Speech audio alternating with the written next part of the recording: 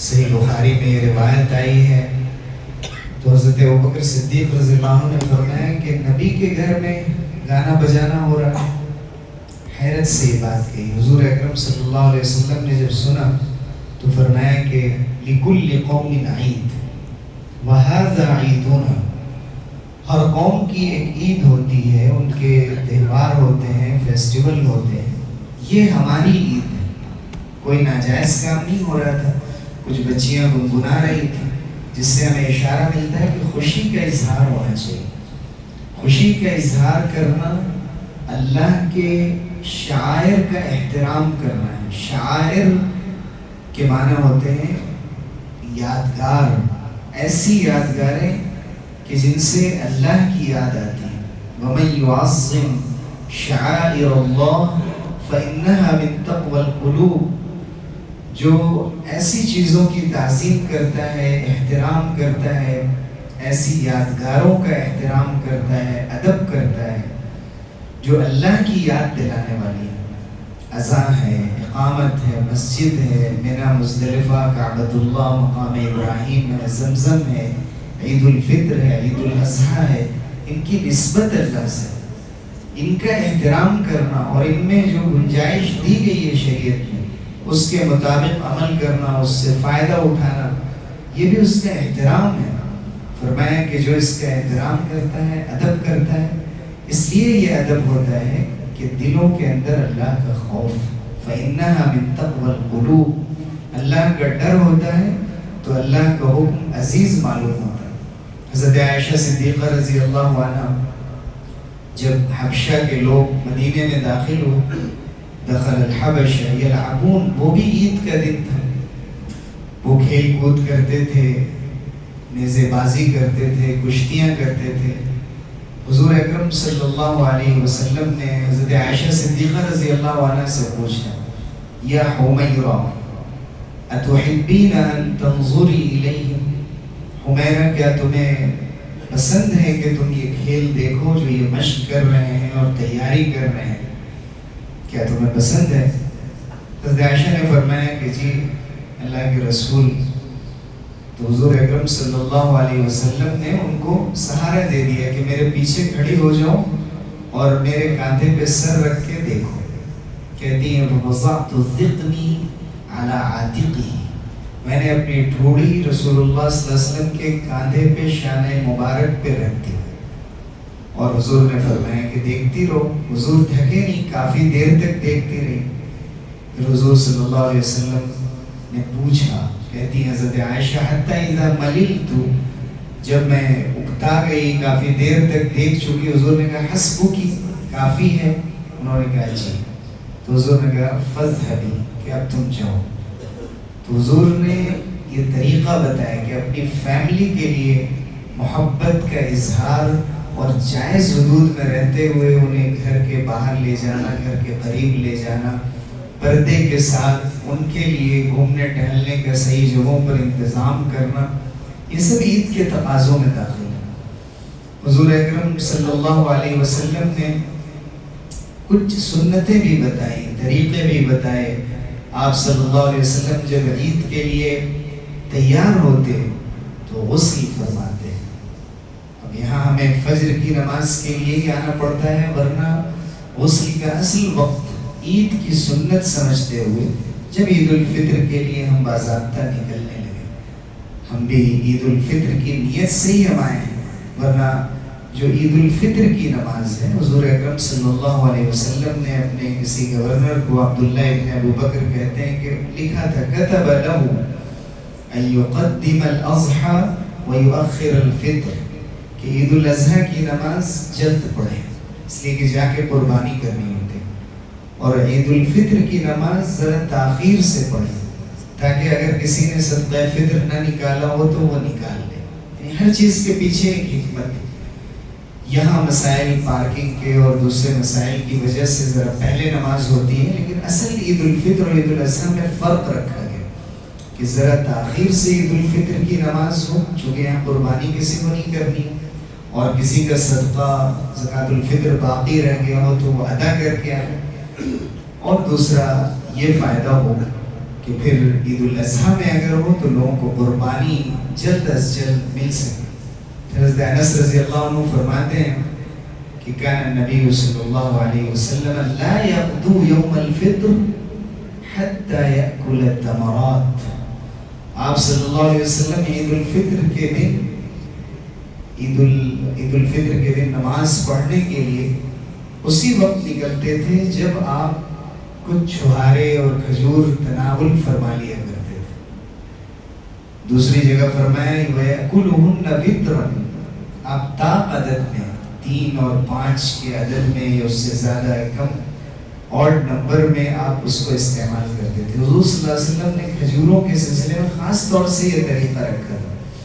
اور بھی بہت سی چیزوں میں حضور کا طریقہ یہ تھا کہ 1 3 5 اور 7 9 کے عدد کو لیا جائے, چونکہ اس میں اللہ کی وحدانیت کی طرف اشارہ ہے کہ اللہ ایک, ہر بات سے اللہ کے ایک ہونے کا اظہار ہے. یہ سنتیں وہ ہیں جن کو زندہ کرنے کی ضرورت ہے. ہم واقف ہوتے ہوئے بھی اگر ہم کھجور لے رہے ہیں تو ہم 2 یا 4 کے بجائے 1 یا 3 یا 5 لیں, اور یہ سمجھیں کہ حضور کی یہ سنت ہے, اس کو ذکر ہے یَأْكُلُهُنَّ وِتْرًا. صحابہ نے حضور صلی اللہ علیہ وسلم کی ایک ایک ادا کو اسی لیے محفوظ کیا تاکہ امت اس کو زندہ رکھے, اس کو باقی رکھے.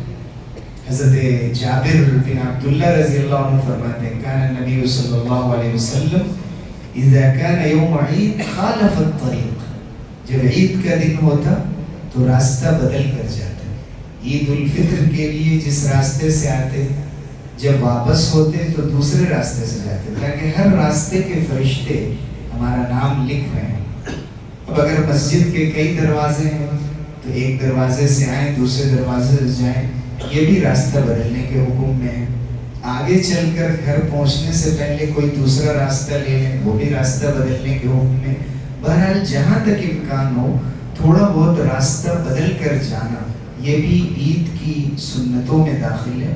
اور ایک ایسے وقت میں کہ جب لوگ سنتوں کو بھولتے جا رہے ہیں, ان پر عمل کو کم سمجھ رہے ہیں کہ یہ فرض یا واجب تو نہیں, یہ ضروری تو نہیں ہے.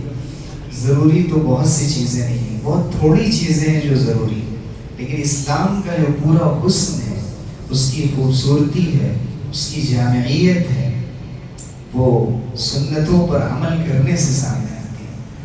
حضور اکرم صلی اللہ علیہ وسلم زکوٰۃ الفطر نکالنے کا حکم دیتے, پہلے زکوٰۃ الفطر نکالا جائے, اور اگر عید کے لیے آتے ہوئے نکالا جائے تو سب سے زیادہ بہتر ہے. 1-2 دن پہلے نکال دیا جائے تو اس کی گنجائش. فرض رسول اللہ صلی اللہ علیہ وسلم زکوٰۃ الفطر على الذکر والانثى والحر والعبد صاعا من شعیر وصاعا من زبیب وصاعا من عقیق. حضور نے جو زکوٰۃ الفطر آپ نے واجب قرار دیا اور بعض علماء کے یہاں فرض قرار دیا گیا, وہ شعیر میں جو ہے اس میں 1 صاع, کشمش میں 1 صاع, کھجور میں 1 صاع, اور آپ صلی اللہ علیہ وسلم نے اس کی تاکید کی کہ مرد بھی نکالیں عورتیں بھی نکالیں, آزاد بھی نکالیں غلام بھی نکالیں, جو غلامی کا دور تھا. حضور اکرم صلی اللہ علیہ وسلم نے یہ آداب بتائے. اور حضرت عبداللہ ابن عمر کی روایت میں کہ کان الناس یخرجونها قبل یوم او یومین, 1-2 دن پہلے بھی نکال دیا کرتے تھے, اس سے بھی ادائیگی ہو جاتی. اگر کسی نے عید الفطر تک زکوٰۃ الفطر نہ نکالا ہو, اب تو ہم ایک ایسے دور میں جی رہے ہیں کہ اگر مصلی میں, عیدگاہ میں اور مسجد میں آنے کے بعد بھی یاد آ جائے کہ صدقۃ الفطر نکالنا باقی ہے تو ہم آن لائن پے کر سکتے ہیں. اگر کسی کے بارے میں جانتے ہیں ان کو دے سکتے ہیں. عید سے پہلے نکالیں. اگر عید کی نماز تک کسی نے نہیں نکالا تو بھی عید پڑھ کے فوراً نکال دیں. اب صدقۃ الفطر کا پورا ثواب تو نہیں ملے گا, لیکن کم سے کم جو واجب ہے اپنے ذمے میں وہ ادا ہو جائے. تو جتنی جلدی ہو ہم اس کو نکال دیں. اصل جو سنت ہے, طریقہ ہے, وہ پہلے ہی نکال لیں. پھر جب آپ تشریف لایا کرتے تھے تو غسل کا میں نے ذکر کیا, مسواک کرنا, خصوصاً عید کے دن اس کا تذکرہ آیا, اچھی خوشبو لگانا, اچھے کپڑے یا نئے کپڑے پہننا. فرمایا کہ قل بفضل اللہ وبرحمتہ فبذلک فلیفرحوا. آپ کہہ دیجئے کہ اللہ کی مہربانی اور اس کی رحمت ہی وہ چیز ہے کہ جس پر لوگوں کو خوش ہونا چاہیے، خوش ہونا چاہیے۔ اللہ نے اپنی رحمت دی ہے، اللہ نے اپنا فضل فرمایا ہے، اس پر خوشی کا اظہار ہونا چاہیے۔ حضرت حسن بصری رحمہ اللہ ایک بہت ہی خوبصورت یمنی چادر اوڑھے ہوئے تھے یا کوئی قمیص پہنے ہوئے تھے، ان کے ساتھ حضرت فرقد تھے، غالباً ان کے شاگرد تھے، تو چھو کر دیکھ رہے تھے اور بہت حیرت سے کہہ رہے تھے کہ بہت قیمتی چادر آپ نے اوڑھ رکھی ہے۔ تو حضرت حسن نے فرمایا کہ لیست التقوی فی الکساء، تقوی یہ لباس میں اور چادر میں نہیں ہے، انما التقوی فی الصدر، ما وقر فی الصدر وصدقه العمل۔ تقوی تو وہ ہے کہ دل کے اندر گھر کر جائے اور ہمارے ہر عمل سے اس کا اظہار ہو رہا ہو، ہمارا عمل، ہمارا کام اس کی تصدیق کر رہا ہو کہ ہمارے سینوں کے اندر اللہ کا خوف ہے، اللہ کا ڈر ہے، اللہ کا لحاظ ہے۔ انہوں نے یہ سمجھایا کہ اگر کوئی اچھے جوڑے پہنتا ہے، کوئی اچھے کپڑے پہنتا ہے، اچھی چیزیں، قیمتی چیزیں استعمال کرتا ہے، تو یہ اس کے خلاف نہیں ہے کہ وہ اللہ رب العزت سے نہیں ڈرتا ہے یا وہ غافل انسان ہے یا دنیا سے اس کا دل لگ گیا ہے۔ قُلْ مَنْ حَرَّمَ زِینَةَ اللَّهِ الَّتِي اخرج لعباده والطیبات من الرزق۔ اے نبی آپ فرما دیجئے کس نے حرام کیا ہے اللہ کی بنائی ہوئی چیزوں کو جن سے لوگ زینت اختیار کریں اور جائز حدود میں آرائش اور سجنے سنورنے کی کوشش کریں، کس نے حرام کیا؟ اور رزق کے لیے اللہ نے جو پاکیزہ چیزیں رکھی ہیں ان کو کس نے حرام کیا؟ اللہ تعالیٰ نے جب اس کو جائز کیا تو اس کا اظہار ہونا چاہیے، اس کا اہتمام ہونا چاہیے۔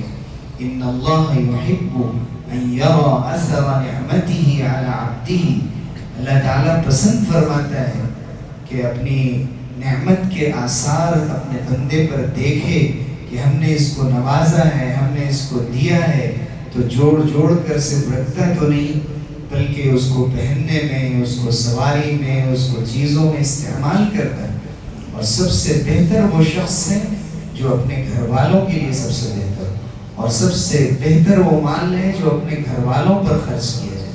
صدقات ہیں، زکوٰۃ ہیں، ہدیے تحفے ہیں، سب مبارک، سب ضروری، واجب، کچھ مسنون، کچھ مستحب، کچھ افضل، لیکن اپنے گھر والوں کا پورا خیال رکھنا اور خصوصاً خوشیوں کے موقع سے، یہ بھی حضور صلی اللہ علیہ وسلم کی سنت ہے۔ حضور نے جب یہ فرمایا تو فرمایا کہ خیرکم خیرکم لأہلہ وأنا خیرکم لأہلی، تم میں سب سے بہتر وہ ہے جو اپنے گھر والوں کے لیے بہتر، اور پھر فرمایا کہ میں اپنے گھر والوں کے لیے سب سے بہتر۔ اسے دین سمجھ کر، سنت سمجھ کر اور ثواب کا عمل سمجھ کر ان کاموں کو انجام دینا چاہیے۔ دین کے ایک ایک کام کو اسلام کی طرف منسوب کرتے ہوئے کرنا چاہیے۔ عادت سے کرنے میں ثواب ملے نہ ملے نہیں معلوم، لیکن اگر ہم نیت کر کے کرتے ہیں، ذہن میں اس بات کو تازہ کر کے کرتے ہیں کہ یہ باتیں اللہ کو خوش کرنے والی ہیں، تو اللہ کی طرف سے بندوں کے گمان کے مطابق، ان کی سوچ کے مطابق پھر اللہ تعالیٰ ان کو نوازتا بھی۔ حضور اکرم صلی اللہ علیہ وسلم کے یہ طریقے تھے عید الفطر میں اور عید الاضحیٰ میں کچھ مختلف چیزیں ہمیں یہ عیدیں دی گئی ہیں عبادتوں سے جوڑ کر۔ جب ہم یہ عید مناتے ہیں، یہ عید روزے کے ساتھ جڑی ہوئی ہے، یہ عید رمضان جیسے بابرکت مہینے کے ساتھ جڑی ہوئی ہے، اور حضور صلی اللہ علیہ وسلم نے فرمایا کہ للصائم فرحتان، فرحت اذا افطر وفرحت اذا لقی ربہ۔ ایک خوشی تو وہ ہے کہ جب وہ افطار کرتا ہے، افطار روزانہ کرتا ہے یعنی روزہ کھولتا ہے، اور عید کو عید الفطر کہا جاتا ہے، روزہ کھولنے کی عید۔ ہمیں معلوم ہونا چاہیے کہ عید الفطر کے معنی ہے روزہ کھولنے کی عید، روزہ توڑنے کی عید، کہ آج سے روزہ نہیں ہے، یعنی آج روزہ نہیں ہے، یہ عید۔ اور عید الاضحیٰ کے معنی قربانی کی عید۔ اضحیٰ کے معنی اصل قربانی کے جانور کے ہوتے ہیں، لیکن ہم کہہ سکتے ہیں کہ قربانی کی عید۔ تو عید الفطر میں جب وہ روزہ مکمل کر لیتا ہے، روزہ کھول لیتا ہے، 29-30 مکمل کر لیتا ہے تو خوش ہوتا ہے، اسے خوشی ملتی ہے۔ اور سب سے بڑی خوشی وہ ہوگی کہ جب رب سے ملاقات ہوگی اور اللہ تعالیٰ نوازیں گے اور دیں گے، عطا کریں گے، پوچھیں گے کہ جو وعدہ کیا تھا تمہیں مل گیا؟ بندہ کہے گا کہ اے اللہ سب کچھ مل گیا، کوئی کمی نہیں، اور ہمیں کیا چاہیے اس کے بعد؟ اللہ تعالیٰ فرمائیں گے کہ ایک چیز ابھی باقی ہے۔ اللہ کا دیدار تو ہے ہی، لیکن اس کے ساتھ ساتھ اللہ تعالیٰ مزید فرمائیں گے کہ میرے دیدار کے ساتھ ساتھ وَحِلُّ عَلَيْكُمْ رِضْوَانِي فَلَا أَسْقَطُ بَعْدَهُ أَبَدًا، آج سے میں اپنی رضا، اپنی خوشنودی، اپنی خوشی تمہارے لیے حلال کرتا ہوں، ہمیشہ کے لیے لکھ دیتا ہوں کہ میں تم سے راضی ہوں، میں خوش ہوں، میں اب تم سے کبھی ناراض ہونے والا ہوں۔ وَحِلُّ عَلَيْكُمْ رِضْوَانِي فَلَا أَسْخَطُ بَعْدَهُ أَبَدًا۔ اللہ رب العزت جب نوازیں گے انسان کو تو وہاں آخری بات یہ فرمائیں گے کہ آج سے میں تم سے راضی ہوں، اس لیے کہ تم نے جو اعمال کیے تھے میرے لیے کیے تھے، میرے لیے کام کیے تھے، اخلاص سے کیا تھا، تو اسی کے بقدر تمہیں نوازا جائے گا اور دیا جائے گا۔ ہم جس ملک میں جی رہے ہیں، جس دنیا میں جی رہے ہیں، ہمارے ارد گرد مسائل کا ایک انبار ہے۔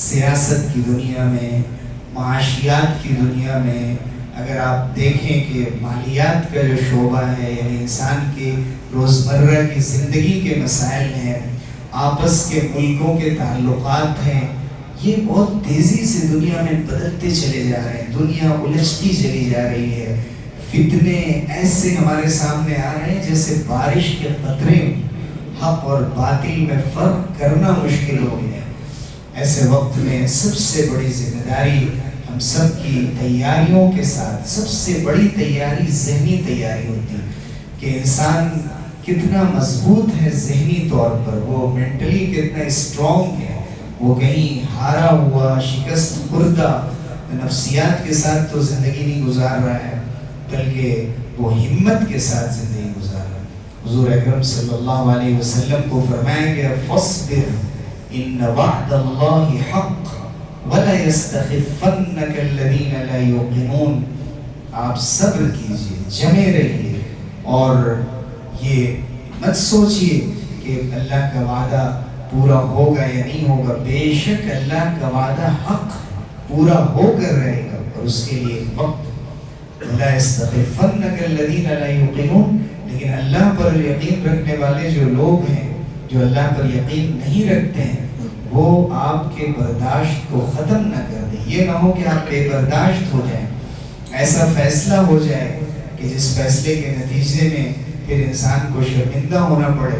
دراصل حضور سے اس بات کی توقع نہیں کی جا سکتی ہے، رسول اللہ کو اللہ نے اپنی نگرانی میں فیصلہ لینے کی صلاحیت عطا فرمائی تھی، لیکن آپ کے بہانے اس امت کو تعلیم دی گئی کہ مشکل سے مشکل گھڑی میں، اور آج ہم یہ کہتے ہیں کہ اس سے برے حالات نہیں آئے تھے، اس سے برا وقت نہیں آیا تھا، لیکن اگر آپ غور کریں گے تو اس امت پر جیسے جیسے حالات آئے ہیں، پوری تاریخ لوگ ہمت ہار گئے، جواب دے گئے۔ حضور صلی اللہ علیہ وسلم کی وفات کے بعد ہی عرب میں لوگ مرتد ہونے لگے، زکوٰۃ کا انکار کرنے لگے، دین کو چھوڑنے لگے، وہ دین جس کو نبی نے سنوارا تھا، سجایا تھا، اتنے دلوں تک پہنچایا تھا اور حجۃ الوداع میں وعدہ لیا تھا، آپ سوچیں کہ صحابہ پر کیا گزر رہی ہوگی، ابوبکر و صدیق و عمر پر، لیکن انہوں نے ہمت سے کام لیا، اور حضرت ابوبکر نے فرمایا کہ اَيُنْقَصُ الدِّينُ وَأَنَا حَيٌّ، میرے زندہ رہتے ہوئے دین میں کوئی کمی نہیں کی جا سکتی۔ تاریخ میں پھر حضرت امام احمد بن حنبل رحمۃ اللہ علیہ کے دور میں، پھر اس کے بعد جب بغداد کا سقوط ہوا، اس وقت لاکھوں کروڑوں مسلمان تحقیق کیے گئے، اور کسی نے کہا کہ آسمان حق بود گر خون ببارت بر زمین، کہ اگر آسمان خون بھی برسائے تو اس کو حق ہے کہ خون برسائے۔